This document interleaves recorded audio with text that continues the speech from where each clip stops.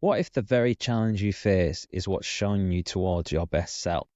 True resilience is the art of using the adversity you face as a guiding light, even in the face of a life-altering injury such as losing a limb. How you rise to the challenge of turning hardship into opportunity will ultimately define you. My guest today is Ricky Banner. He's a British Army veteran turned Hyrox athlete who lost his leg while serving in Afghanistan.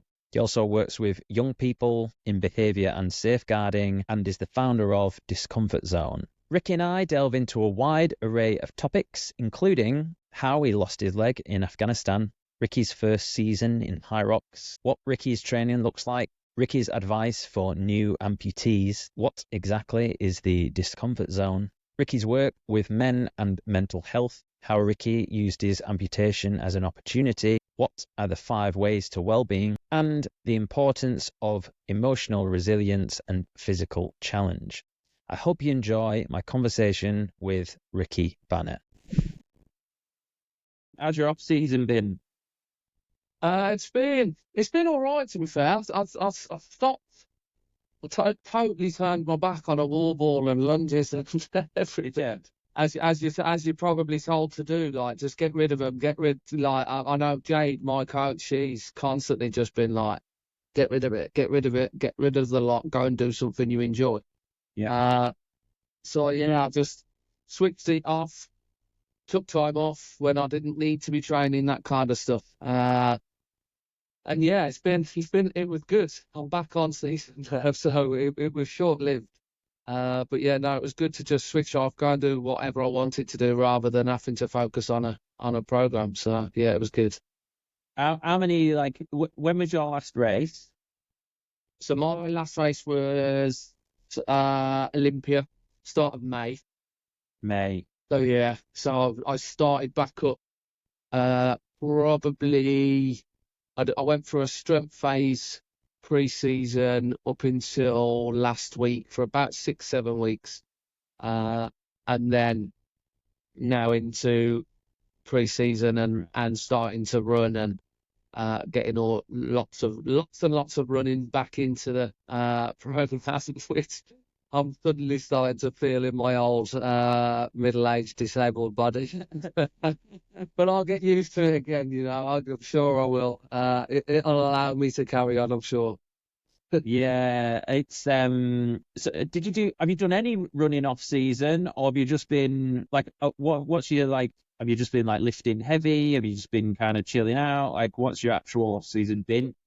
So it's been a bit more like I've done running and little bits and pieces. So I enjoy boxing. I'm not great at boxing. I've had 2 fights in my life, one at 20 and one at 40. And yeah, both kind of charity kind of things. And I'm not great, but I just love the training. So I went and done a bit of that, which obviously then incorporates a little bit of running and so on as well. Right. So I have been running, but then the last 7 weeks it was kind of out of my program, and then it was just all like kind of focusing on single leg stuff. I measured my legs this morning.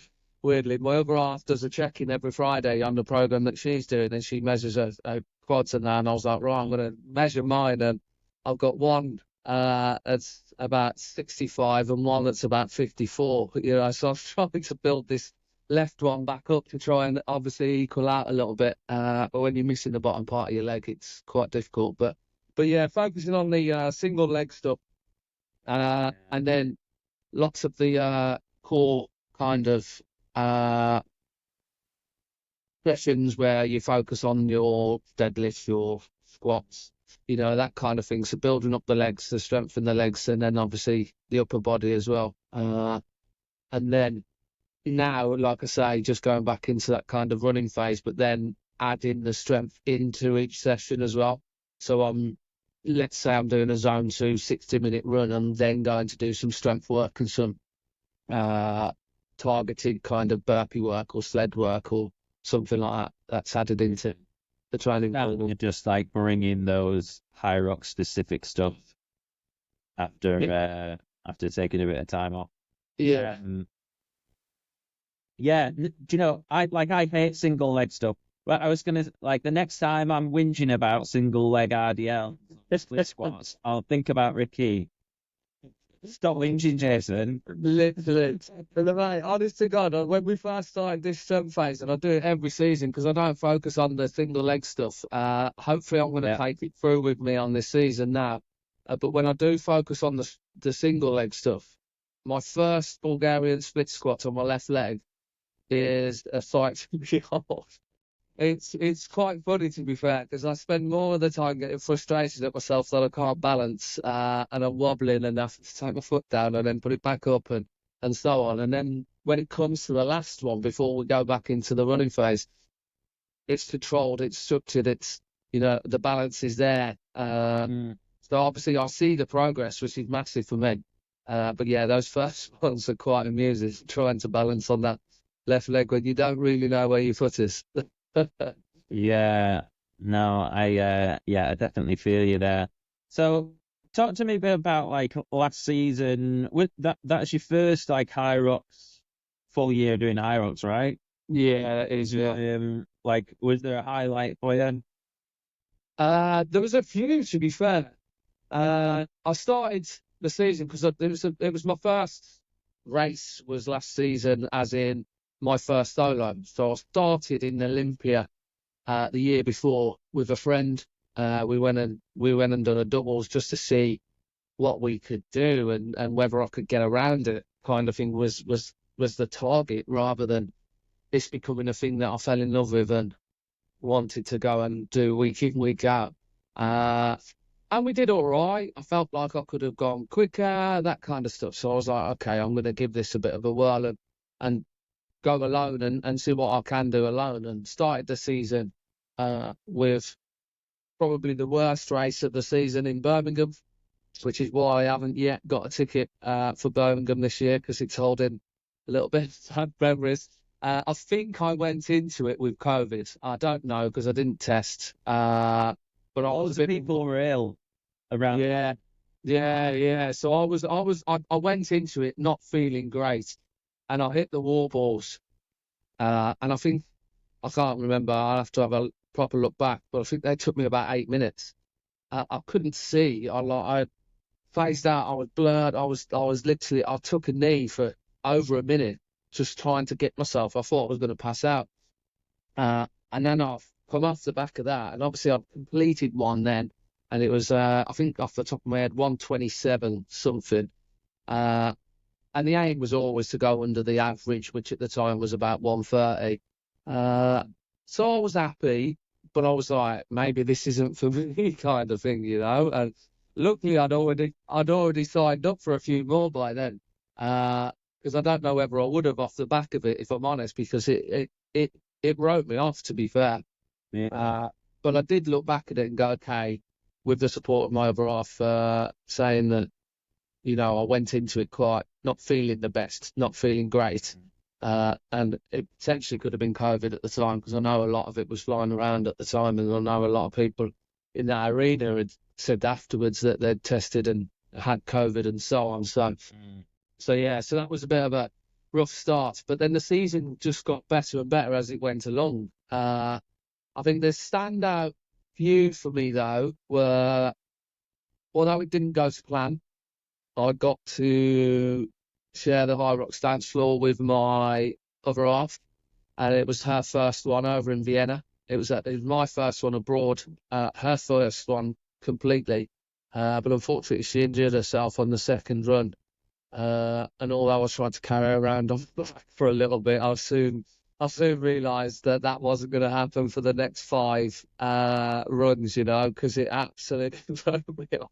But we managed. She injured herself on the second run. We managed to get through the sled push, and then the next run, and then did the sled pull. Yeah. So you did 2 runs with her on your back? So there was parts of those runs with her on the back, not the whole way around, no. And then she would help me out on the sleds, because she was able to pull the sled without hurting her knee. And she'd done a bit of damage to her knee, bless her, but she come off the sled pull, and we went to run out again, or went to walk out again. I said, we'll complete this, we'll walk it if need be. And she was in tears, bless her. She was in so much pain, but she'd fought through it for 2 stations and a couple of runs or whatever, just to try and get through it. But we couldn't. So I took her over the line, and then old Faisal just turned around to me and says, "You're not going to go and finish it?" And I was like, "What?" I was like, I'm quite happy here, you know.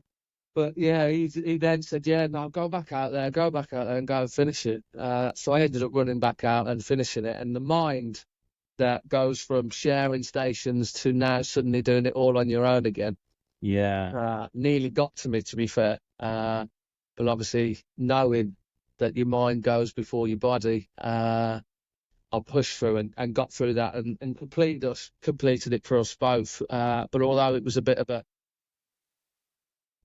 rough one for my other half and our first one, it was a bit of a standout just to be able to share those first few stations with her, and the training that she had done beforehand to prep herself for it was incredible. So that was a good one for me. And then I did the pro race in Glasgow, which was my only pro race I've done. And if I'm honest, it was one of these ones I was looking at it going, I've just got to go and see whether I can do it. You know, not something I thought I could compete in, not something I thought I was going to go in and do something magical, but just to go and test these weights and see what's what. And they humbled me a little bit. But I felt the best I'd felt all season in any of my races. On that, my running felt great, and I think I finished it in just over 1:22, which I was. You and I were about the same. Yeah. So it was about 1:22 that day, and I was absolutely buzzing with it, to be fair. And I don't know whether it was we was off last, the track was clear, you know what I mean, that kind of stuff. But I just felt amazing on that day. I don't know whether it was the thought in my head that I believe, and again, I've had nobody else come forward, that I'm the only amputee in the world to have done the pro race without any adaptions. So yeah, I'm yet to see whether that's an actual thing or not, or whether somebody's gone quicker than me and say, "I've let me know so I can try and beat it." Just claim it, mate. Yeah, that's it. I'm taking it. Stick that flag in the ground. So yeah, that was what that one was all about. So that was fantastic. And then my final race of the season, Olympia, I went out and done a 1:16, which from the start of the season, I think took over 11 minutes off of my time, from one end to the season to the other. So it was another highlight then. So I think every single race, bar the obviously pro one, because I've gone up in weights, I've come down by 3 or 4 minutes each race. Did you do, was it Birmingham? Birmingham, Excel, Manchester, Vienna, Glasgow, Olympia. Yeah, there was the 6th this season, and then my 7th one, which I did, was the Olympia the year before. Right. So in the whole How many of them were solo? all of them were solo apart from the first one. Oh, okay. The first one, yeah, was oh no, I'm lying. Vienna was doubles. So the 5 were solo in that season. So the 5 English, British ones even, were all solo, and then the one abroad, Vienna, was a double. And then my other double was obviously the season before, the back end of the season before, but the whole calendar year, 7 races, yeah. Nice. Yeah, what an effort. I mean, yeah, my first race was Birmingham last year, and same as you. I think I also got like 1:30, 1:32, something like that. And then my last one was the pro in Glasgow, and I think it was 1:22.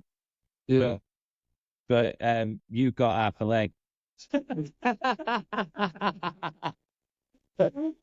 My other half keeps telling me that I've got 3/4 of a leg. He says 3/4. by saying I've only got half a leg. Yeah, you just said yeah. But yeah, and you're older than me. So, anyways, it's yeah, it's so funny that like like Hyrox is so interesting like that, because I was listening to you on Rock's Live, and I think you'd said to Greg that you'd bumped into him at the start line, Yeah.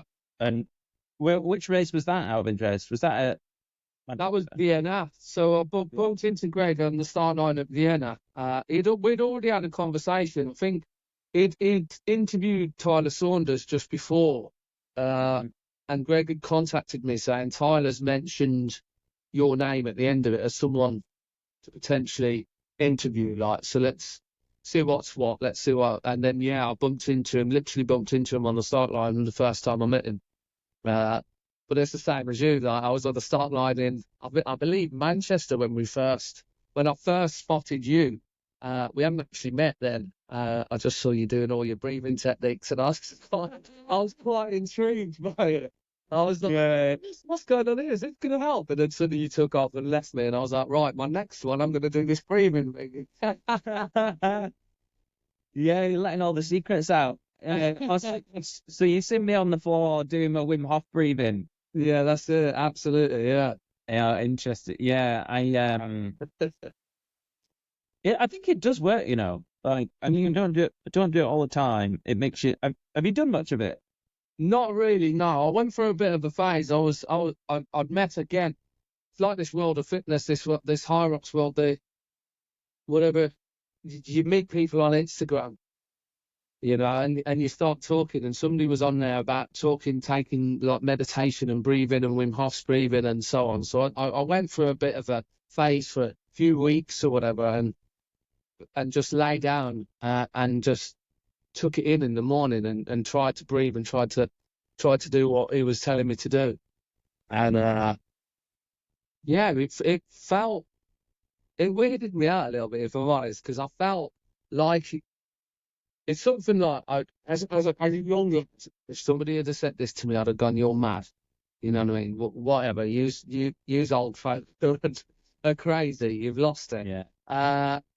But yeah, no, I felt something take over kind of my body, you know, and it felt great, you know, but I have lost that over the past 9 months or so, and I haven't really done much of it, but it's certainly something now you've reminded me of it, that I probably need to look back into it and see what's wrong. I think it's one of those things where when you're doing it regularly at the time, you're kind of like, is this doing anything? Mm-hmm. And then, but it's like any like good habit that you know, whether it's eating your veggies or whatever, like it's over time. And I was thinking, like, because obviously we're talking a bit about like off season, on season, and like right now, so we're like 11 weeks out from Birmingham, so I'm getting back into Hyrox specific mode. Mm-hmm. And I've had a good off season and enjoyed like chilling out a bit, like going to bed a bit later than I used to, maybe sitting on the sofa and watching Game of Thrones and eating ice cream, whatever. Yeah. But like, such as my personality type, I get pulled into different things very easily, and like I've got that like addictive personality. I found it really hard to get back into that Hyrox mode. Yeah. Like getting after it all the time, like making sure everything's fucking dialed, making sure I'm in bed, making sure all these and all these like other things that come along with it. Like I would like I would get a, like when I go for a break at work or my lunch or whatever, I'd be doing a lap round, because there's like this little lake that we're at, and I'd be doing my Wim Hof breathing while I'm walking. Yeah. Like, so if anyone walked past, like, seeing this guy is doing that, looks like he's hyperventilating, fucking next to this fishery, and then and then I stopped doing all that, but the activation energy that it takes to start doing it all again is so difficult. Yeah. Just like, oh yeah, like, and just little things where like, yeah, like, I don't know, like making sure my house is like spotless. That always helps. So when I'm trying to, because I think if you're trying to, and maybe you got this like in the military, but if you're trying to like nail something, you can't have anything like distracting you. Distractions, yeah. No, 100%. And yeah, so I went off on a tangent then, but yeah, the Wim Hof breathing thing is, it makes you feel mental, like you go all tingly and stuff. You know, like, and it's kind of a little bit of a psychedelic experience, but I do feel that when you do it, like that first run or whatever, you do feel like you're fucking flying. Yeah. That's what you did. You must have done that then on that day when I saw you, because I was watching you going, okay, what's all this about? Like, you know, and that was at the stage as well, I think, where I was like looking and going into and thinking, do I go into this a little bit more? Can it be helpful? You know, all that kind of stuff. So it fascinated me, you know, and I was just standing there and I was going, who is this bloke, like, full blood in front of another 30 men, just not a care in the world, just doing these mad breathing exercises. And I'm just like, okay, fair one. Like, I like it. I like the confidence. Let's see if he's got what it takes. And then obviously you just took off as well. I think you beat me by a good few minutes that day as well. So I was like, right, I'm going to start breathing like him. Manchester was my PB, so was it 114 something, Yeah. basically 115 or whatever. My goal, my Birmingham goal is sub 70, by the way. That's what I'm going for. Have you got any goals? I'd love to go sub 70 this season. So it'll be interesting. I've got my first solo this year's in Poland, Poznan. Nice. So that one for me is what people say when you do your first one, go out and enjoy it. I'm going to go out and enjoy this one and just see where I'm naturally at, where without pushing myself too far, too much. Well, I'll say that now.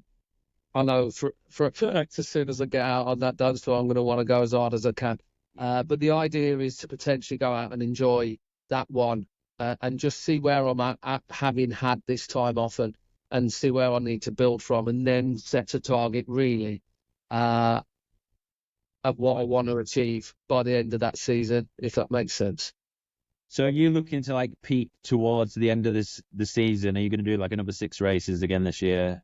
Ideally, yeah. At the moment, I've got Poznan, London XL, and one in St Gallen, which is a doubles. So it's the first time doing a doubles with the lad who I'm doing it with over in Switzerland.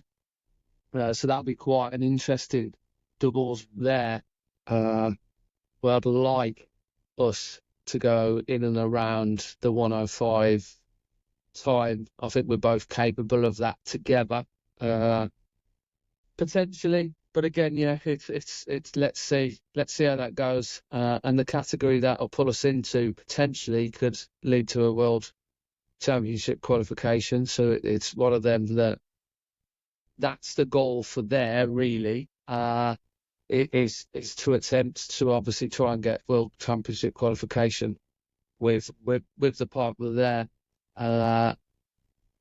But yeah, as in my solo goal, I think at the moment, I always said I wanted under 130. Then I said I wanted to beat my 121 that I did with my doubles partner.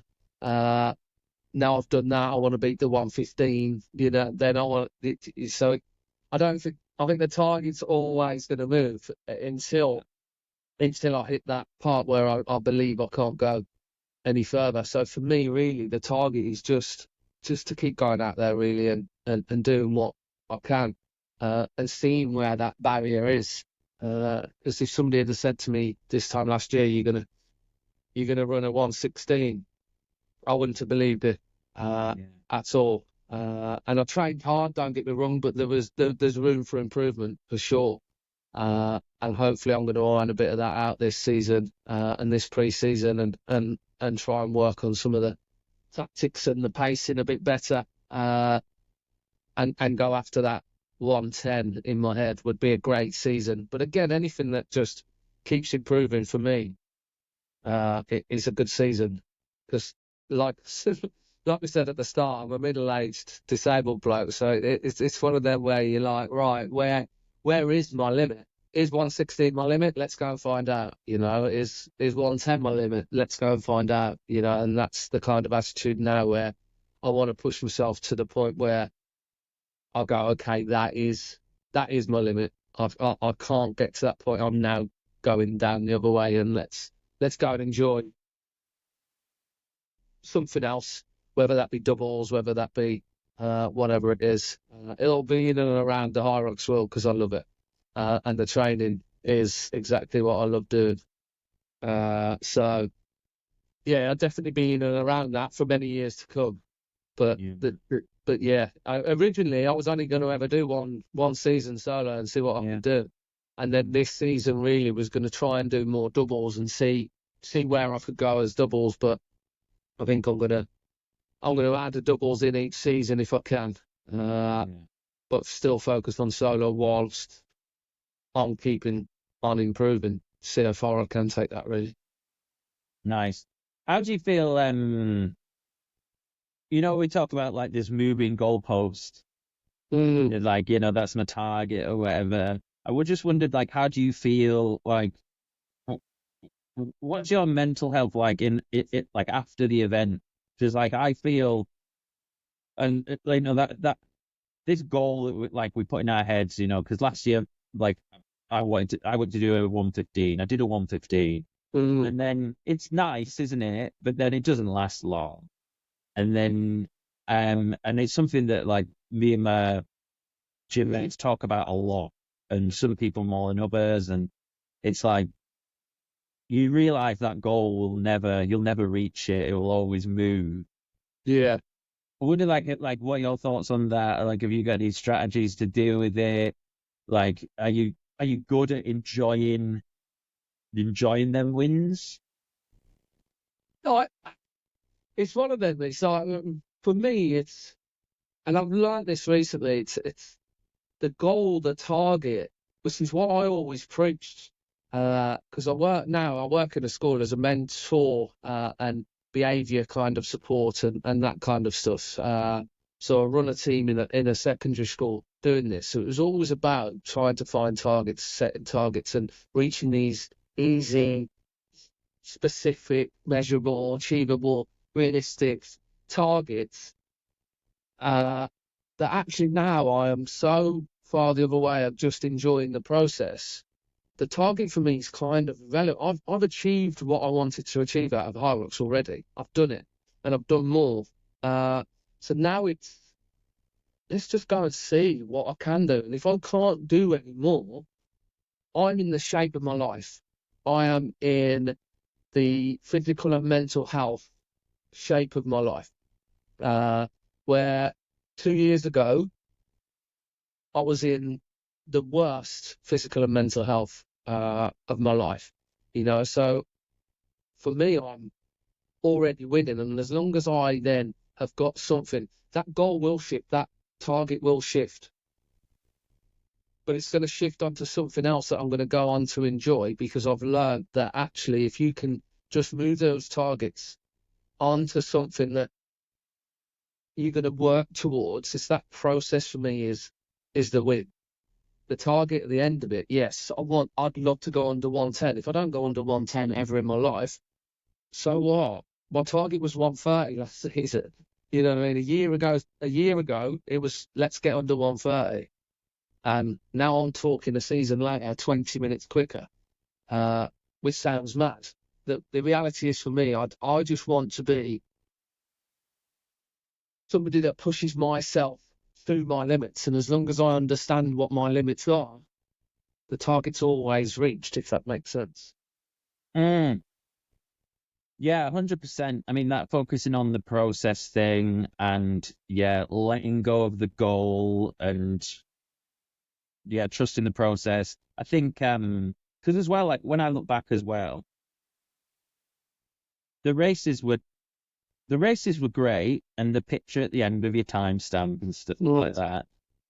But actually, like the things I remember are those difficult training sessions, and the ones that you fucking hated, or there might be one that you hated, there might be one that you loved, but they stick in your mind as like maybe one where you really felt like you progressed, or you're like, it was really difficult. But I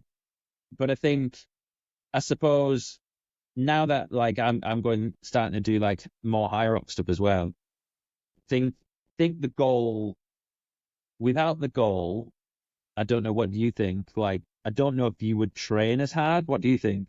No. Like, the goal's got to be there, Yeah. and that target's got to be there. Like, if I didn't have that 110 in my head, I wouldn't push myself necessarily through those pain barriers of you've got to run. If you want a 110, you've got to run this kilometre 30 seconds faster than you've done before, because that's where you're going to get the most benefit. For me, for instance, I started the season in around 5.5 minute pace, roughly on average. I ended the season in and around 440s on average, 450s on average. So if I can take those down to under 430 on average, there's a lot of time I'm going to be able to make up. And as long as I'm feeling stronger, which I am, that sled might move a little bit quicker. My sled pulls improved massively if I focus on breathing through my burpee broad jumps and not just lying on the floor dying, as I normally do, in and around about that 40-metre mark when I realise I'm only halfway, and I just lie down flat on the floor. My other half's got many photos of me just as I take my little 10-second breather as though I'm not going to get up ever again. Well, I want to talk to you about that actually, because I had a little nosy at your Olympia splits, because I was like, and your burpees are fucking rapid. What was your burpees, like 3.5 minutes? To be honest, I haven't really looked into the burpees. My burpees are good. I do enjoy a burpee. But I feel as if 70th place or something like that. I feel as if I could. I know what was Birmingham. I think my best thing I'd done was lunges in Birmingham. I think I finished 23rd out of all the open men on the lunges. So I kind of then went, okay, my lunges are all right. Just focus on everything else. Now I need to work on the lunges again because I haven't really worked on them. But yeah, no, my burpees, I do enjoy a burpee. I do enjoy the challenge of a burpee. But I think I go out quite quick and then I gradually just start to slow down.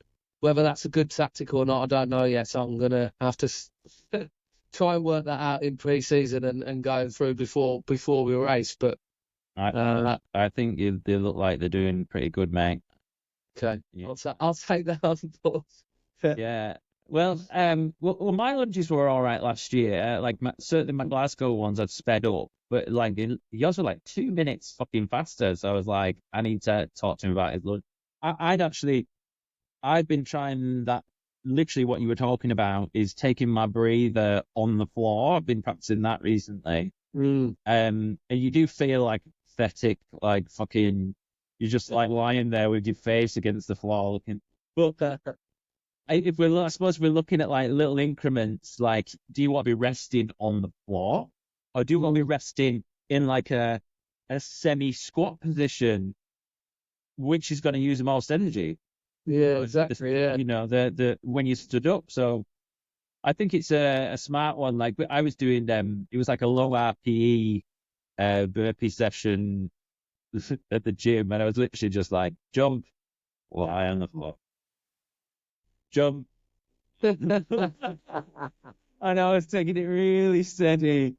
And it was like I was fucking playing dead, like just like recover. Oh dear, yeah. Maybe it's just a photo that gets me every single time because it looks like I'm chilling out. So that's got in my head a little bit. Maybe it is a good tactic to go all out to 40 meters, have my 10-15 second rest, and then go all out again. But I think I think it's working because, like I said, if you look at your splits, you're rapid. Yeah. So I want to talk a little bit about like your accident and how you lost your limb. You're in the military, right? Was it Afghanistan? Yeah. In Afghanistan, in 2010. Yeah, I've been out there. I think about 3 months at the time into my 6-month tour, and I think it was 4 days after my birthday. I can't remember which birthday it was. I think it was my 28th or something like that. And it was, 4 days after my birthday. We'd gone out on patrol in the morning, and we were going in to put an observation post in, so basically watch over, keep an eye on the surrounding area for any kind of movement and so on, and report back to allow the farmers that were in and around us to get about and do their stuff, because they were being intimidated by the Taliban and so on.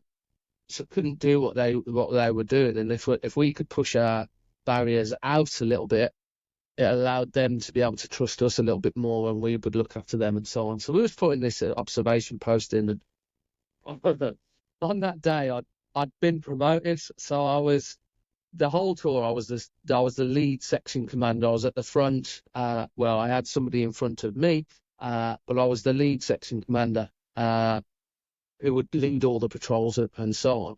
And that day I'd been promoted to the platoon sergeant, so I was then looking after the platoon. So he then stays at the back.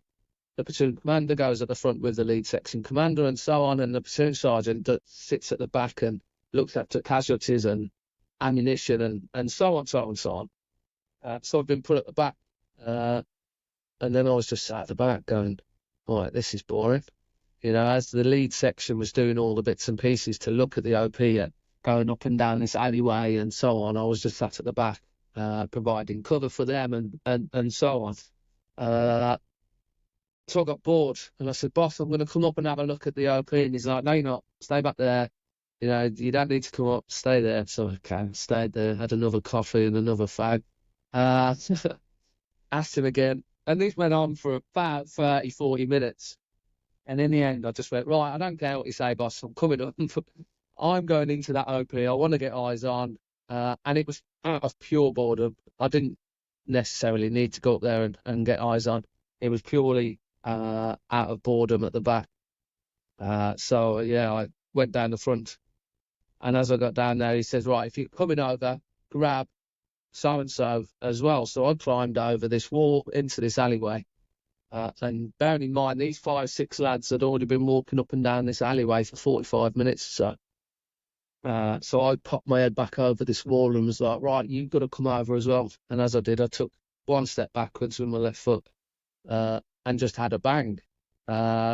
And I was on the floor, and there was smoke everywhere, and there was dust settling and so on. And I was like, oh, well, what's going on? So I'm sitting there going, right, your responsibility now, get the casualty. Who's the casualty there? And I've then gone to sit up to go and help whoever it was, and then realised it was me. As the pain then kicked in, I didn't have my leg ripped off or anything like that at the time. It just smashed all the bones in my foot and my ankle. So basically, what had happened is I'd stood on an IED, but it had partly detonated. So it had the impact but no explosion.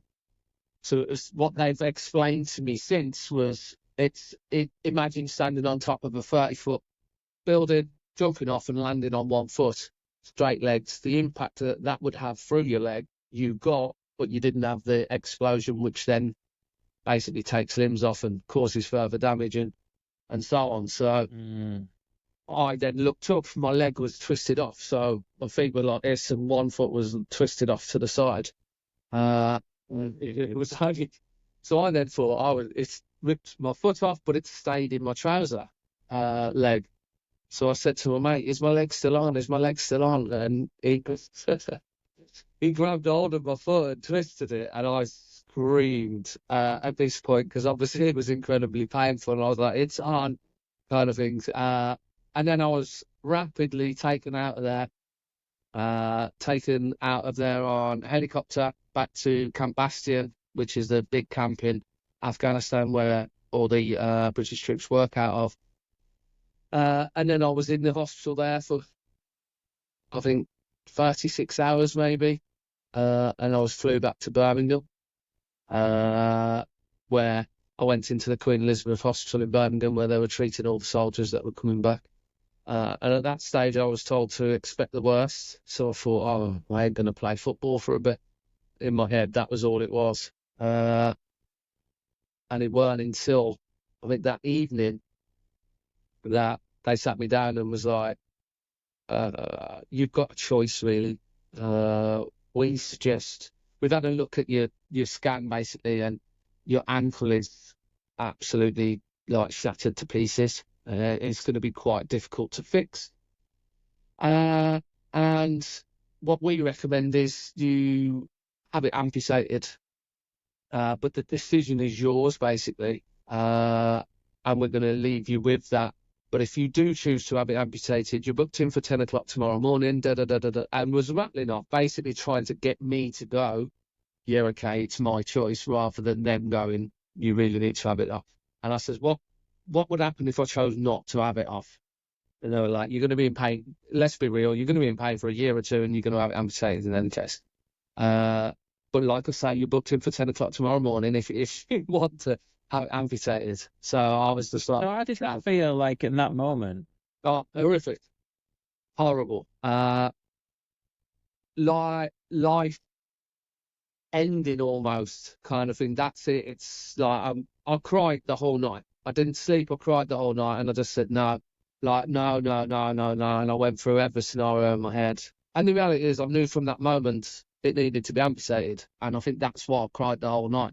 And then yeah, the following day we went down and went through with the procedure, and I came back up into my bed, and I was then looking down in the bed, and where you would normally see two legs going underneath the blanket, the sheet, whatever, I could only see one and a little bit, you know, and I was just like, what the hell? So yeah, it was mad at that time, like really, really quite mad. And then even for like the next 2 or 3 days when I was in hospital, I would have my leg out, and then when somebody came and visited me, I'd cover it up. Because I felt, I don't know what, I don't know whether I just felt like people would look at me differently, whatever it might be. And there was just this incredible nurse. I don't know who she is. I don't know her name. I'd love to be able to, for her to go, that was me. But she basically come and sat with me for about 45 minutes, shut the curtains and just had this discussion, and just went, I've noticed every time somebody comes in and visits you, you cover it up. And I was like, do I? Kind of thing. And she's like, yeah, no, you cover it up. And she was like, do you want to explain why? And I says, I don't really know. I said, I don't really. And she went, they're going to see it eventually. You're going to be leaving here in the next week or so, you know what I mean? And they're going to see it. So, you know, it's getting used to it, you being used to people seeing it, that kind of stuff. And yeah, from that moment on, then the next person that walked in, I pulled the sheet off of the leg, and I was just then like going, right, it's now time for people to obviously see it, and it become a bit more real then. And yeah, that was the start of a little journey, you know. But yeah, it was a few dark moments in that time for sure, where I just purely believed like that life as it was over, and I was never going to be able to do things ever again, and I'm never going to be able to play football, I'm never going to be able to run, I'm never going to be able to do this, I'm never going to be able to do that, and that just went through my head for the next few months before I got to Headley Court to start my rehab. Thanks for sharing that. What about now? Like, do you still feel self-conscious about it now? Does that still come up?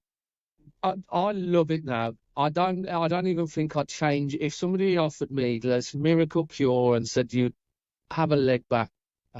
I don't think I would, and that purely I say that because I push myself more and more now because of it than I think I ever would if I had two legs, if that makes sense. I have moments where I go, how quick could I go if I had my two legs? How quick, do you know what I mean? All of these things, how far could I push myself? But the reality is I've pushed myself to this limit because of it. So for me, I don't think I'd change it at all. I have the odd occasion. I've got a tall mirror in a room, and every now and again, if I've got my leg off for whatever reason, and I stand up and I look in the mirror, I go, like, I've only got one leg, because it's so normal now. I don't see it with it off, really. And obviously everybody else might see it with it, like my other half will see it all the time. Because when I'm sitting around at home, I'll take the leg off and I'll just chill and put the leg up. But I don't really see it, because I'm obviously looking outward rather than looking inward towards myself. But every now and again I catch it in the mirror and I see it, I'm like, oh, like, and it kind of stops me in my tracks a little bit. But yeah, no, I wouldn't change it for the world now. Honestly, I look, it is part of me. It's who I am. And I think, like I say, it's pushed me to be, in my opinion, better than I'd have ever been without it. So Yeah, that's really beautiful, man. Like, do you know, I was listening to something this morning actually that was talking about a similar thing, how even if we could imagine like a better outcome happening to us, we still would rather it be the way it is. mm, And I was thinking, like, it reminds me a bit of see, I don't drink anymore. Like, I was a bit too wild, me. yeah, You know, sometimes I think to myself, "Oh, why can't I just be normal? Why can't I just be like everyone else?" And that can sort of be somewhat alluring to sort of like sit in that sometimes. But then, you know, and obviously they're two very different things. But like, would I be pushing myself in Hyrox if I was still drinking? Would I be doing a podcast if I was still drinking? Probably not. nah, Like, so there's something in that, isn't there? How the things that you were handed in life that are less than fucking ideal, mm, can end up being the thing that drive you to do special things. yeah. I've always said, and I continue to say to the young people that I work with, there is a silver lining in absolutely everything, and I truly, truly believe that. Even the most horrific incidents, there's a silver lining in absolutely everything. And if we can find that, for me, that's what drags me through. That's what pushes me on. That's what makes. So whatever comes my way, if they didn't come up with this magical cure and they went, yeah, we're going to sort your leg out and you just get this leg back, you know, I'd go with it and I'd deal with it, you know, and I'd create something else coming out of that. But yeah, like I say, like I love the lead now. Like it's part of me. It's made me who I am. And I think anything that really comes into your life directs that for you, doesn't it? Like it's something I had no choice about. If somebody had said, "Yeah, you're going to lose your leg," or you've got a choice, absolutely not. Never gonna take that choice. No one will. But I wouldn't look back on it now. Like I say, so anything that really comes your way, for me, and I'm a big believer in this, whatever comes your way is what's always been destined to come your way. In any case, it's going to come your way regardless. So actually, it's just working with what you're dealt. And right now, I'm being dealt an amazing card in life. Like I'm in a great place, and I'm not naive enough to know that that's going to continue forever. You know, because it's not. And there's going to be times that are going to be tested. But knowing that there is always a way through everything. For me, having been in these dark places where I didn't want to be alive, and I had enough things around me to take my life, to now experiencing the highs as little as 18 months to 2 years after, you know, that's that you will always come through whatever it is. So that's my biggest thing, and why I do what I do now with the retreats I run for other men with mental health and so on. So, but that keeps me sane at the same time. And this Hyrox program, a lot of it is to keep this in check rather than, you know, in me going out. And don't get me wrong, every now and again I wake up, I look at myself in the mirror and I like what I see now, you know. But that, for me, it's more about what it's doing upstairs than it is for obviously the outlook of the body and so on. But we all do it for different reasons. So Yeah. Let's talk about the retreats. So it's a discomfort zone, right? yeah, discomfort zone. So it was a bit of a thing that when I was in a bit of a hole, I was like, right, a friend of mine invited me camping. And I hadn't been camping for years, and people are like, well, you was in the army, like you're always camping kind of thing, but it's different, you know. So I hadn't been camping for years, and he says, I'll take my daughter here, every year, he says, and I use it as a bit of my reset kind of thing. I just go there, it's beautiful, the place is stunning, you know what I mean, and you just sets me off again. So he does it in the summer holidays. He works in schools as well, and he does it in the summer holidays to start him off again, ready for the next school year, really. So I went along with him with my son and daughter last year, this time last year it was, and it was just incredible. And my boy's 14, and he spends a lot of the time in his bedroom playing on computers and so on. And it's a bit of a hermit. And I took him out there, and at the end of it, he was jumping in the stream, he was jumping in the lake, he was doing all these things. And at the end of it, he turned around and said, like, "This has been incredible, Dad. Like, I've never felt so alive," kind of thing. What it's something along the lines of what he said. And in that moment there, I went, this is where these thoughts of creating something for them to go and reset and start over and so on. This is where it's going to be. And it's been there since. So I've done 2 now. We rolled the first one out in April of this year. And then I've just come off the back of the second one, which was at the back end of July. For the second one. So basically what they are is 10 men go camping for 3 days underneath Snowdon on a campsite called Lingwinan on this massive lake underneath these mountains. Just absolutely beautiful setting. When the sun comes out, which is not very often in North Wales. And yeah, so we spent 3 days camping. We have fitness sessions within there. So one of the first things they do is come in, set up camp, and then we go and have a fitness session on like the beach, which is by the lake. Again, stunning surroundings, that kind of stuff.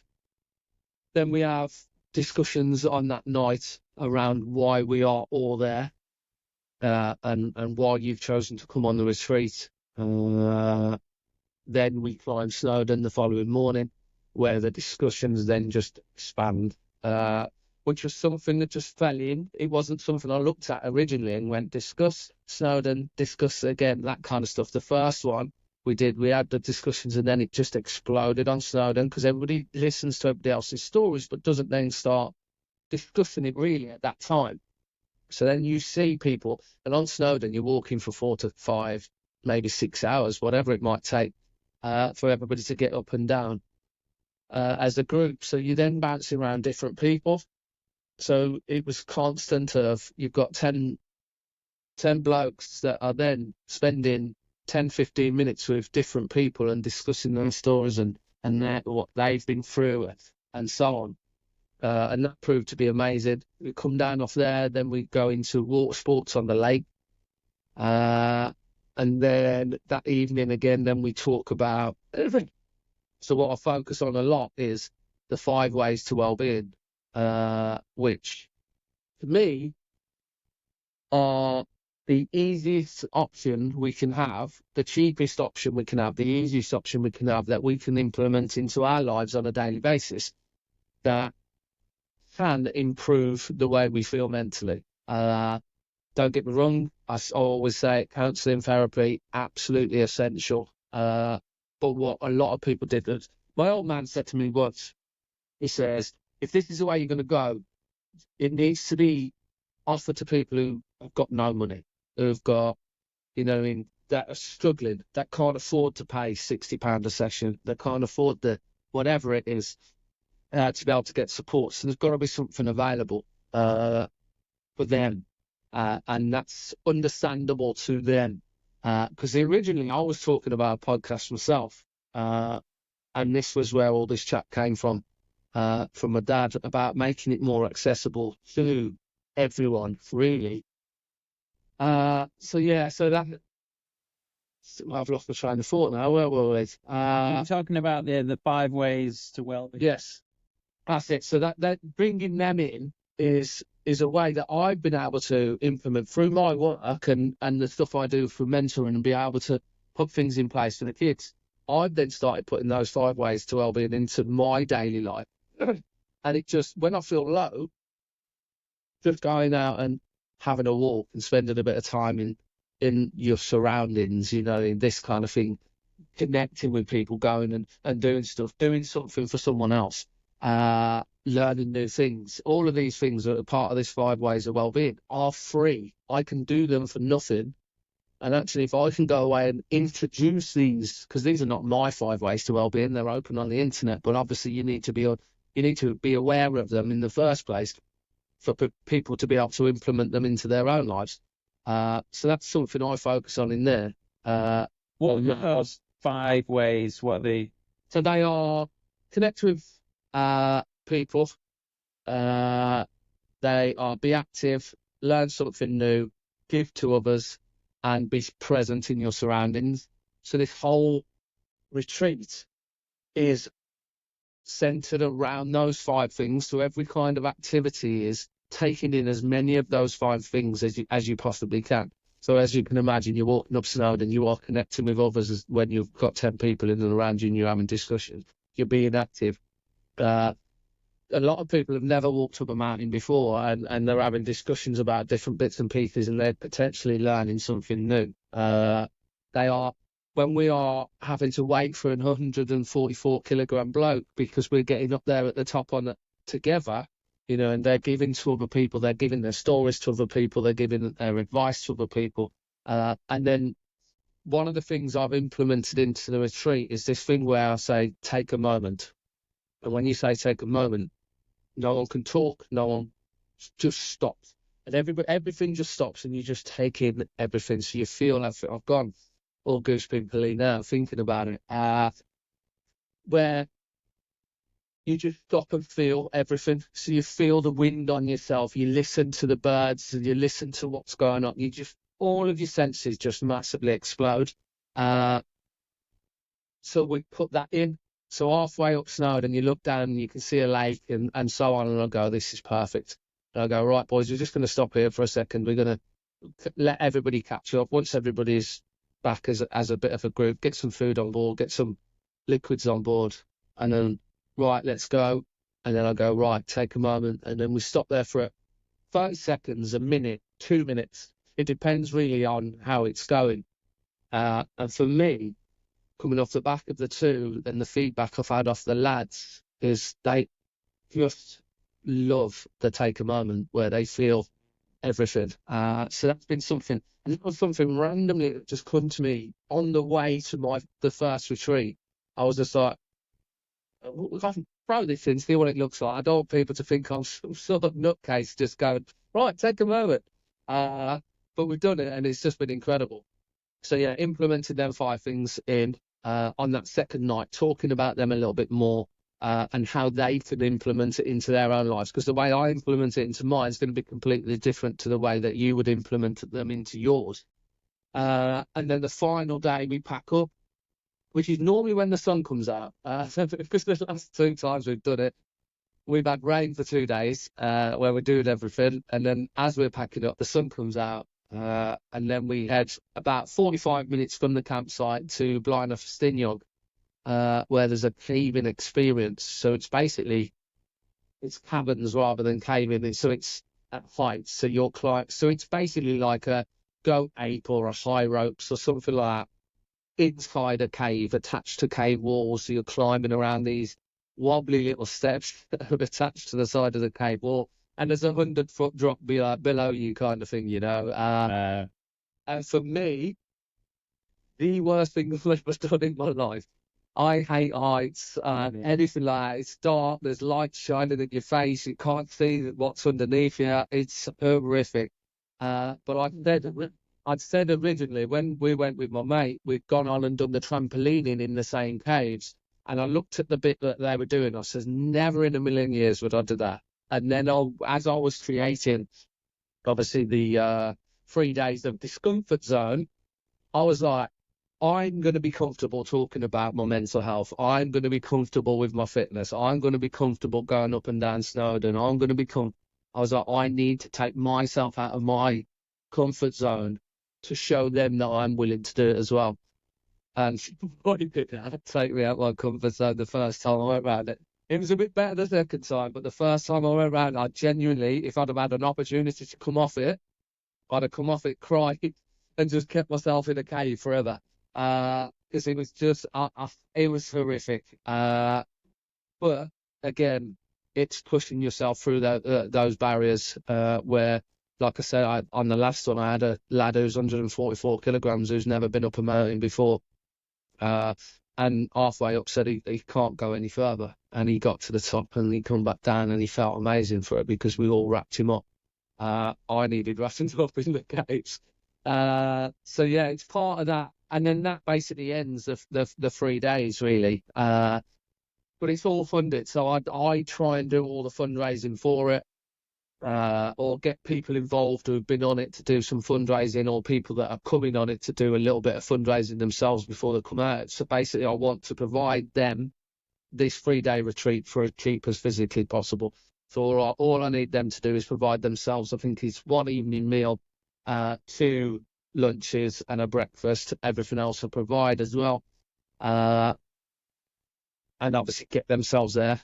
So that's the only barrier they've got to get across. And then some people, they say, oh, I don't drive, I can't get there, but I've got other people coming from the area, and the boys come together, pick each other up and bring them there, you know. So it's ideally they are all coming on this 3-day retreat, and it's going to probably cost them about 30 quid, 50 quid all in, where it's about 150 quid a person.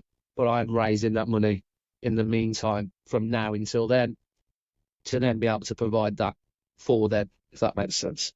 Oh, that's awesome. So how do you go about the criteria for who gets to come along? So basically, I put it out on social media. So I've got my own personal account, and then I've got a Discomfort Zone account as well. So I then start pushing out from the last camp, showing content from the last camp, what went on. And then it just gathers that kind of interest. So I've already got 3 or 4 people already interested in for April. But basically what I try and do is get as many names as possible. And then from about 4 months out, I then ask questions and try and build a community that are relatively similar. So I know on the last one, I pushed it up to 15, and I ended up getting, I think, 17 people in all. But then ended up only running it with 10 because I had so many dropouts and few drop in and then couldn't make it and have to have an operation. A lad had a heart attack, you know, some of these things that really stop people coming. So we then went back down to 10. So the spaces are there, the spaces are available. And obviously I only run 2 a year. So I'll run one in April and one in July. The idea is if we get so much interest that I've got 30, 40, 50 people coming, that I ask one of the boys on there to run theirs as well, you know, because I can only do it in the holidays, so I do it the Easter holidays and the summer holidays when I'm off work, that kind of stuff. But asking somebody else then to be able to go, right, can you take 10 lads here, do this and run on the same kind of program. So I had one lad who came on the first one, who came and instructed with me on this second one.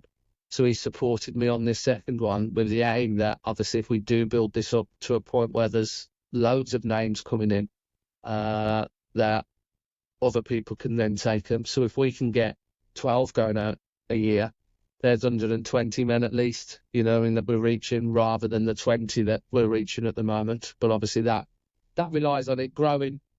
That relies on it us going into an actual official charity, which is jumping through so many loops to actually get there. Is being a bit of a barrier at the moment, but I think the support and the funding is there. They just want it to be a bit more than a GoFundMe page, which is what it is now. You know, so going from there, I've got potential link-ups and things that are growing moving forward that could really help the funding to be able to make it obviously bigger. So yeah, that's the plan moving forward. So cool. Yeah, I love it. It's so simple, isn't it? But yeah, there's beauty in that, isn't there?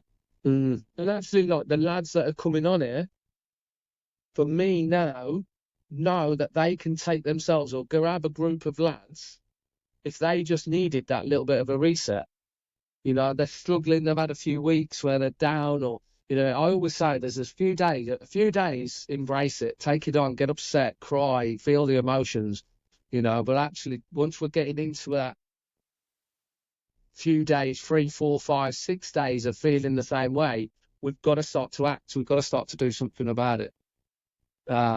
Where implementing these 5 ways to well-being is something that really works for me, and I put out there as, put it into your life, and if it doesn't work for you, tell me, please. And I say to anybody, tell me if you put these into your life and it doesn't make you feel better, tell me. And no one's come back to me yet and said, oh, I've done all these 5 and nothing's, you know, felt better, you know. So for me, it's something that absolutely works, that costs nothing and is just so simple. I did a step challenge recently where Discomfort Zone, so Discomfort Zone is on the back, and then Unfazed is a company that I'm an ambassador for, a clothing company. Cool. So we had Discomfort Zone versus Unfazed. So we fell out for 2 weeks and went to war. But actually, I had 20 people on my team, 20 people on their team, and every single day we went out. It was just a step challenge, going out and counting your steps. And every single day we connected with other people. Every single day we was being active on a regular occurrence because I needed to get the steps in. Every single day I was learning something about different people and how competitive they were and what other people were doing. You know, I was getting and being present in my surroundings. And for me, we were giving to each other because we were working as a team, you know. So it was like every single day for 2 weeks. I was just buzzing. I was getting up at 5 o'clock in the morning, going for an hour's walk before I'd then go and train, and then I'd go and do this, and then I'd go and walk on a night time. It was just phenomenal. It made me feel phenomenal. So actually, it's something that we can all just implement into our lives that costs us nothing. And literally, a walk a day, for me, was the easiest way to get all 5 in. Yeah. So it was, and it felt incredible. Do you know, like, you know, we were talking before about like getting into like season mode and stuff like that, and one of the things that sort of fallen by the wayside a little bit for me was like my regular walks. Yeah. And I had a period like last maybe autumn or whatever, and I was just going out all the time for walks, like not necessarily like long walks, but it was like, well, I've got 10 minutes around the block. I've got 30 minutes. And that was no coincidence. That was the time where I felt like my brain was firing the best. What about you? But like, if you go for a walk without your headphones, and like, you just get all these ideas. Yeah. And it's like, I've really started to notice it, because like, that's the beauty about having some time off doing kind of good things and then reintroducing them. You're like, fucking hell, where's this been? Yeah. Like yesterday, I was having a walk on the block, and I had this like, I was trying to think of like an analogy for it, but I was like, can you imagine if you had like a load of like bits of fucking Lego or Meccano or something, and you're in like a big box, and you've got all the pieces to make the thing, but you're like, so many fucking pieces in this box, like, what the fuck am I going to do with it? Yeah. And I thought of it as like, the walk is like taking the pieces out and putting them on the rug. Yeah. Like, but when you're at home and you're at your desk or whatever, and you've got all this incoming, like they're like the pieces of Lego and the blocks and stuff, and it's like, you need to then integrate these ideas. So about like getting out for a walk is just like best thing to be like, okay, well, how's that work together? And like, oh, that is a solution, because you're not fucking sat in the fucking Lego all the time with all the shit coming in your way. Literally, yeah, literally. For me, it's one of them. And again, I've let go of it since that challenge, because I was doing it so much. I was just like, and what Ralph literally said, like, because I felt this past week or so, because I'm not working, I'm not in my normal routine, and so on. I've gone, can't be bothered with anything, you know, and I've just felt that. I'm not in a negative mental health state. I've just been a little bit like, I've just lacked motivation to train, but lacked motivation on a daily basis. And she went, we're not getting up at 5 o'clock in the morning and walking. And it was the thought of getting up at 5 o'clock in the morning and walking, then going and training or trying to fit training later and walk again was an absolute nightmare. But I felt incredible. And for me, that's something now, like, because I'm not in my routine of what I normally am for this 6 weeks. I'm like, right, I've got to find my routine again. By the time I find a routine again, I'm going back to work and I'm going to change my routine again. So I always struggle with the 6 weeks, I do, because I've got to have that kind of routine, that kind of balance, that kind of knowing what's going on and not having to think too much about what I'm doing next. So yeah, getting out and just being present. This is something, again, this present one is just something that's been, again, like I said earlier on in the chat, if you'd have said to me as a young man, just go out and be present, go and feel the wind, go and do this, go and do that, I'd have thought you'd have gone mad. But now at this age, I'll go out and I just admire the world we live in. Like the place we live is just stunning, and you can find it. I can walk through my town centre, which is a bit of a, it's not the greatest of places, but it's not the worst either, you know. And I can smile and I can just see things that just pick me up because I focus on it and I can look at it and I can feel it and I can just focus on those senses while you're doing it. And it just doesn't fail for me. So it's something that I certainly put into my daily routine, and something I encourage, obviously, all the blokes that come onto the Discomfort Zone, that they then do as well. But that feeling, I run with my top off around the streets, and I know I've done it for years. I look at people running with the top off around the streets, and I'm like, what is it? He loves himself, he's like that. All of this kind of stuff, I've done it. And I know for a fact people are thinking of me. Yeah. And I'm just like, I don't care. That wind, when it hits me, in December, when it was -2, I ran with my top off. Nice. And the cold, the feeling, all of that, the wind, I have genuinely never felt so alive. And for me, that's it. I run out of my gate and that's it. My top's off and it's tucked in and I'm going out. And I don't care what other people think, you know, it's me. I'm not doing it because I think I'm in great shape. Again, like we say, the goal of the shape I wanted is always going to keep moving. You know, I'm never going to be fully happy with it. That's great. Right. You know, so I'm not taking my top off for that reason. I'm taking my top off because I feel alive. I feel great. I feel good, and I want to feel all of those feelings, those sensations. And I don't mind doing it now. And as a young man, I'd have got no way in this world of I taking my top off because I don't want to look like that clown who loves himself over there, kind of thing. And I'm just like, if that's what other people think, that's what other people think, you know. But this is just me feeling alive, because I felt at a point where I didn't want to be alive, like I said earlier. And the more I can feel alive now, the better it's going to be for me. Yeah, man. It's something like, yeah, I go for a walk first thing in the morning, and if there's a bit of sun out, I'll usually take my top off, and you do feel like a bell end. Like, and, you know, people are walking past, and it's not even that hot. You know, people walking past in fleeces and that, but it's like, but yes, there is an ego element, there is some there, but there is a natural like wanting to be like close to nature. Yeah. Like if we'd have gone back like what 10,000 years, I don't know, like we'd have all been walking around topless, naked anyway. So it's a natural thing for us to have. Yeah. And certainly, like, you know, if you live where we do and there's no fucking sunshine ever, like whenever it comes out, make the most of it. Absolutely. But like the whole Hyrox thing, man. I mean, I have actually been toying with the idea of not having my shirt off, like the next one, because I don't know, I just got the itch for a little bit, but then I was like, but it's gonna be fucking hot. Yeah. Like if you're used to racing without your shirt on, Yeah. it is. But there's something about it, like it's quite animalistic, isn't there? I think you get a bit of an extra gear sometimes. If you're doing a session and then you're like, take me top off, like, and you get like a little bit of like something just comes out. I remember one Yeah. time, like, we were doing a session, and I remember just like looking around, and I was like, what am I looking for?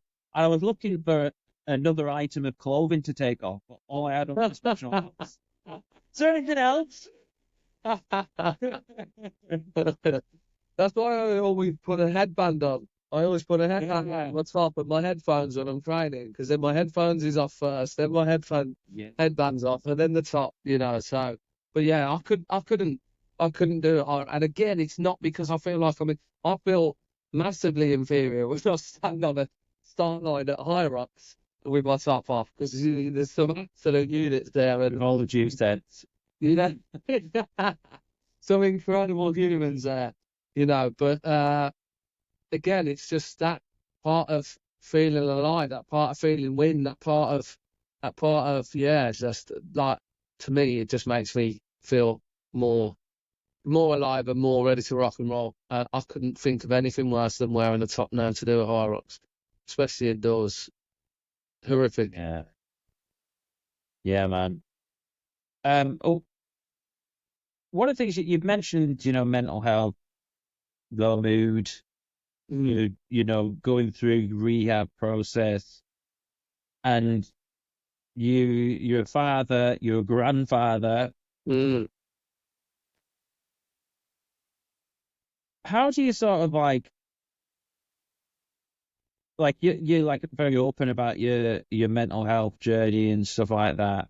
How are you able to be like a good role model, a protector for your community, for your family, a masculine male, and have this like vulnerable side to it? It's something that I always think about, because I'm all about the vulnerability. I'm very open on my podcast, so I'll talk about mental health, I'll talk about my attachment style, all the rest of it.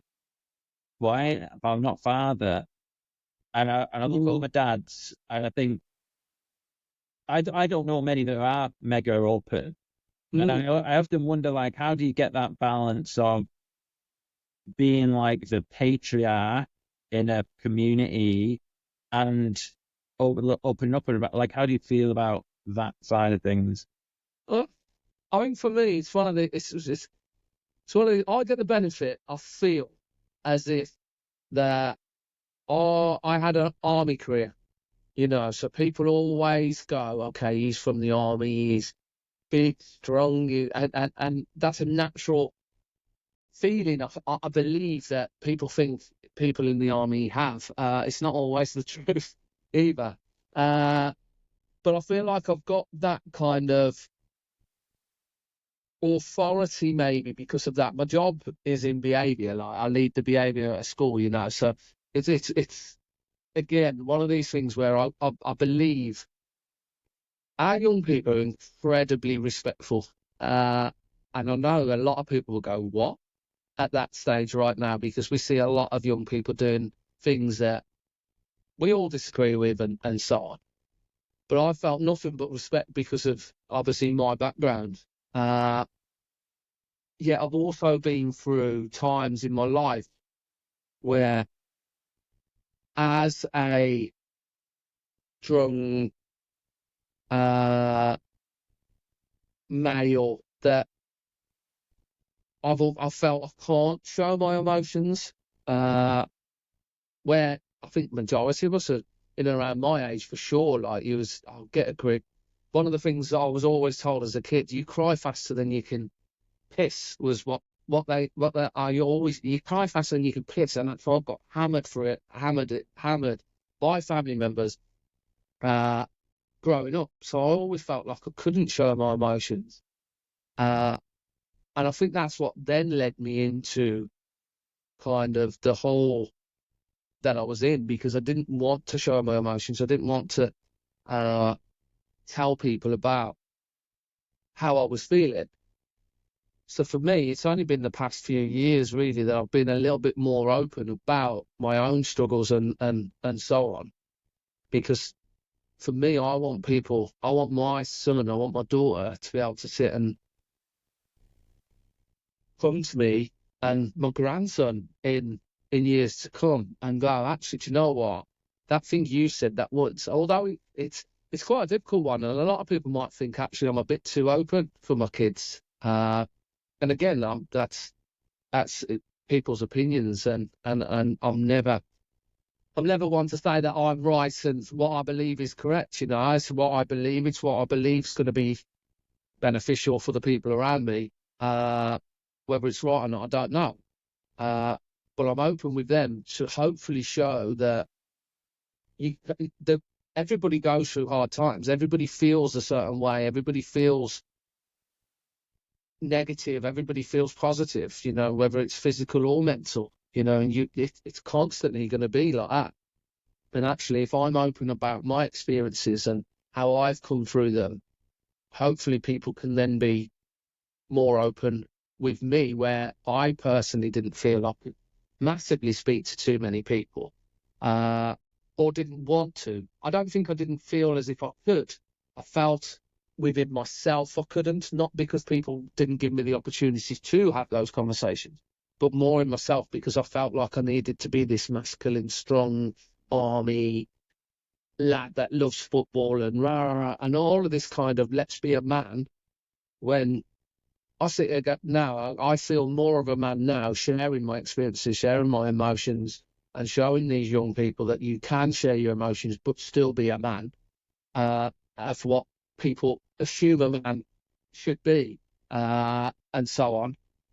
So for me, it's that kind of offer of it's okay to talk, because if we don't talk, that's when, for me, it gets worse. Like, well, I've lost a lot of men in my life through suicide. And the reality is, a lot of them couldn't talk. A lot of them didn't want to talk.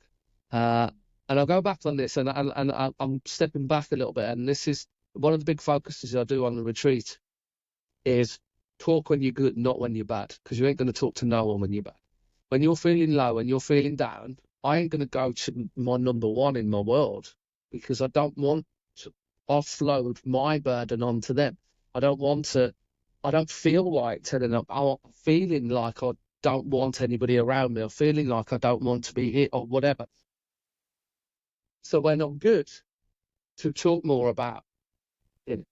And that's what I kind of try and put across. And if I can talk more about it now while I am in the best I feel I've been physically and mentally in my life, if I can talk more about it now, hopefully that opens the gates for people to be able to obviously then talk more about it when they're able to be a bit more open and a bit more understanding of other people, and take it on board and understand that they can be okay and they're not going to be judged. I don't know whether I'm judged. I might be judged by a community out there for going, oh, okay, so yeah, talks about this, talks about that, whatever. But again, it's took me nearly 40 years to not care about what other people think as well, and actually just doing what I believe is the right thing for the people around me. And this is what I believe is right, is being open and touching on some subjects that people wouldn't touch on, to hopefully give my children and grandchildren that kind of platform to be able to have somebody that they can talk to. And if it's not me, just having the understanding that you can talk and can talk to someone.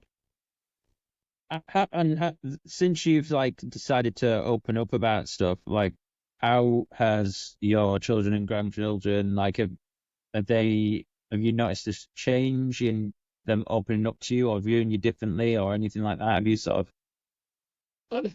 I don't think necessarily I've seen massive changes. My children are still young, apart from my eldest. My eldest is 26 now. So, yeah, there's no real massive shift or massive change. But again, for me, they are. You can see. No. There's probably something going on, behind. Yeah. Yeah, and the reality is, I know it more than most probably, is your kids don't want to talk to your parents. Like, I have kids come to school and talk to me at school because they don't want to worry their parents. And then the parents go, why won't they just talk to me? I've always had this open relationship, you know. But they don't want to put that burden. They want to put that burden on me. They don't want to put that burden on you. And as long as my children can talk to someone, or as long as anyone really has that ability to go, yeah, I can go and talk to someone. I can have these open conversations. I've got somebody in my life that I can talk about these things. For me, that's going to be beneficial. And it wouldn't necessarily, like I say, with my children being me, I'd be stupid to think that it's gonna. Oh yeah, it's got to be me. They'll definitely talk to me. That's nuts. They're like, they're not going to want to talk to me. I get that, but as long as it gives them the opportunity to obviously open up to someone and be able to talk about their feelings and understand them and take it in and feel them. It's okay to feel down. It's okay to feel rubbish. It's normal, you know, and you will perk back up, but you will come back down. So actually, when you do come down, you feel like it's fine. I'm going to be all right in a few hours, in a day, in 2 days, whatever it might be, you know. But having that process of them being able to understand you can be up and down. Do you think it was losing your leg that eventually kind of led you down this path of opening up about your emotions? Like, what changed? Because one of the things I speak a lot about authenticity on this podcast, and someone was talking to me about. She invited me on her podcast actually to talk about attachment styles, and she's like, "Oh, it's really rare for like a guy to be like talking about all these emotions and stuff." But then you're also kind of doing like the training thing, your Hyrox thing. You've got your masculine and your sort of feminine energies. And I always said, well, for me, it was kind of easy because I've always been the sensitive, like open guy, but I've always struggled with like the masculine element, you know, being like a little bit scared of stuff when I was at school. So for me, it was like just be me and just start lifting weights to get that balance. Yeah. Whereas I've always wondered, like, if you're coming at it from the other angle, which is more like masculine, traditionally masculine, like going after it, army, whatever it may be. But then how do you then tap into that feminine energy and opening up? For me, it's always been there. It's always been like, for me, I've always been the one like, you cry faster than you can piss, that comment, you know. Clearly I've always obviously had that ability to get upset and not necessarily worry about it as a young person. I think as that got through teenage life, that's when it kind of got, I can't do this because people are going to judge me, you know, and I think that's the pressure I put on myself. But I think the reality is, and I think I use my leg to my advantage, and hopefully if it can help other people in any way, then that's going to be a great thing as well, you know. And the way I look at it is, I train hard, and then, yes, a lot of it is for my own personal goals, my own personal targets. But if I can train to a certain level where people are going to look and go, wow, this geezer's only got one leg, yes, he can do this, he can do that, and that's going to be able to support or inspire them. That's what my life kind of revolves around. I love supporting, inspiring, and so on other people to become better themselves. And actually, if I can't sit there, two of the most recent lads that took their lives, we were talking, we were having conversations, we were regularly chatting about these emotions, but it still happened. So for me, it was then like, okay, that was over 6 months to a year period. I was talking to each individual one of them because they were in a dark place and they were reaching out. We were having conversations.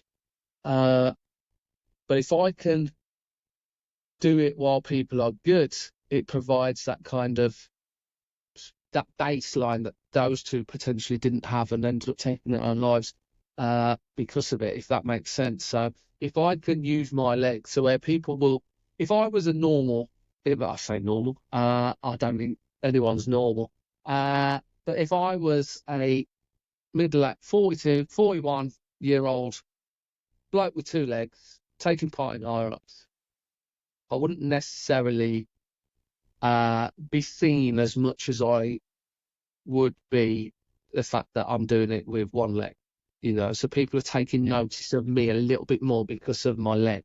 Yeah. People are having respect for me a little bit more because I lost my leg in a war zone. You know, all of these kind of things. So a lot of people have all come to me and gone, yeah, but you inspire because of what you do. And I couldn't wrap my head around it, you know. And I was just like, but I am just doing what everybody else is doing. And then somebody went, but you've got something different to everybody else. And okay, I'm not doing it, but everybody else is doing it. But I'm doing what a lot of people are doing. But I've got something that makes people notice it a little bit more. So if I can use that to my advantage to be able to inspire, to be able to support, to be able to help other people, then yeah, it is. So going back to your question there, is it since the leg? Probably it is, where I've been able to then go, because I did hit a slump and then I've hit a slump again later on in my life. But it was coming out of there really, of where I've then gone, actually, do you know what? I realised I needed to talk and I needed to be more open when I'm good than because I'm not going to do it when I'm down. And if I'm open and more regularly talking about it, people will be able to see, people will be able to understand, people will be able to support me.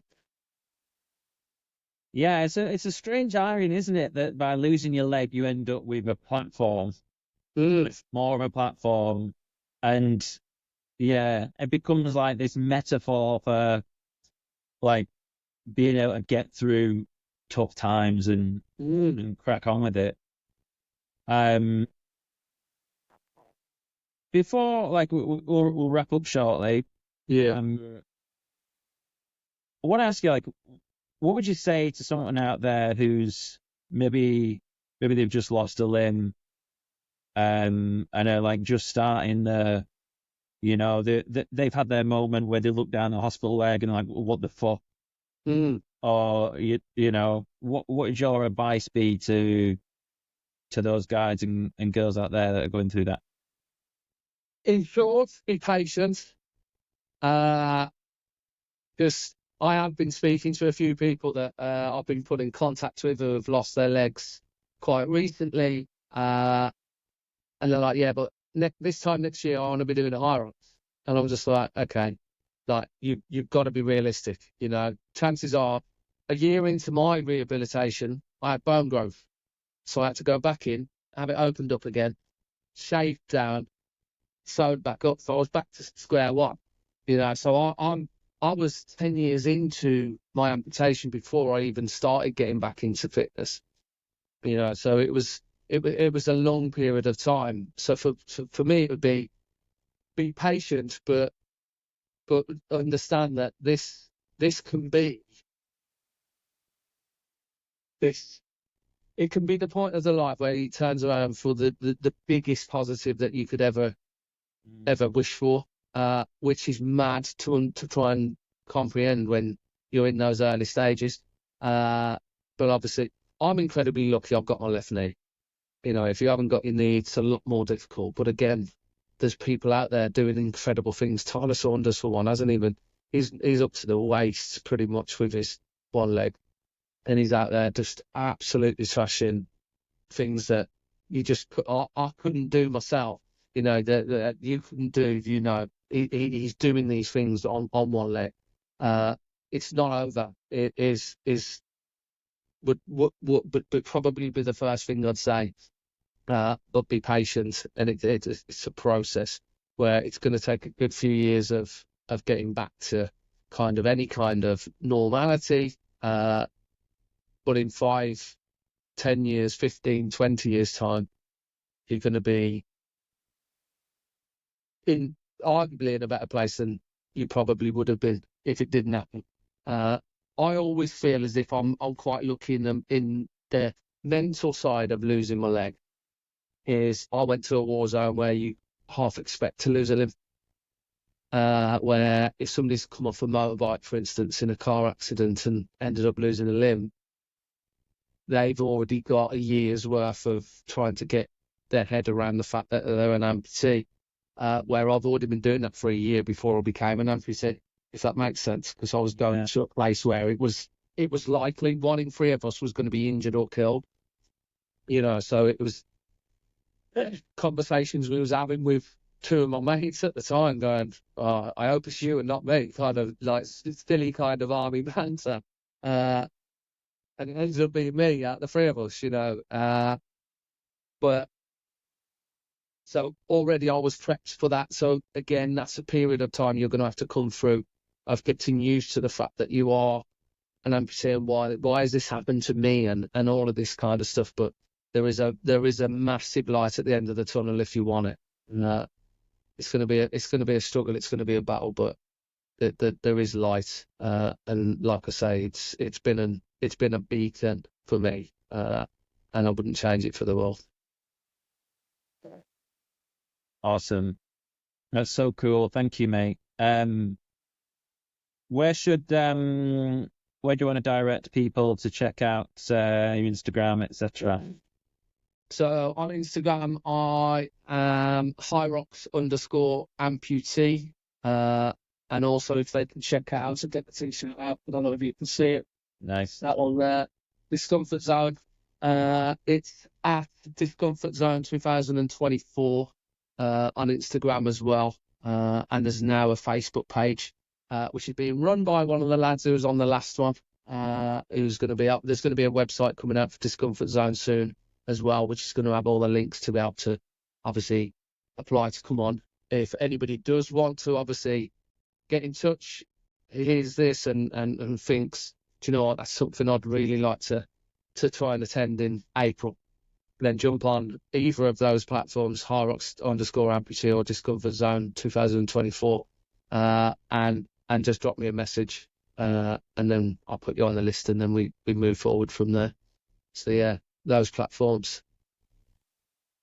Awesome, mate. This has been great. We finally made it. I think we had two cancelled ones, but for one reason or whatever. But yeah, I love connecting with people from different walks of life and whatever. Like the whole Hyrox thing is just awesome, where you connect with people, and I'm really grateful to have this chat with you. And yeah, it's awesome what you're doing.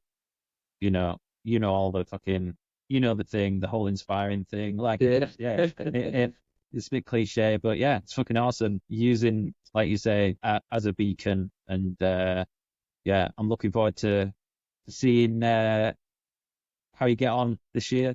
Yeah, no pressure. See you at, I'll maybe see you at Birmingham if you can. I know what's going to happen. The thought of going back to Birmingham has been hell, but then the 2 weeks before it happens and the ticket comes available, I'm going to go, and I'm probably going to end up jumping on it. So we shall see. Yeah, we shall see. All right, mate. Well, thanks. I hope you have a good weekend, and I'll chat to you in a bit. Thank you very much, mate. I appreciate you having me on. Cheers. Cheers, mate.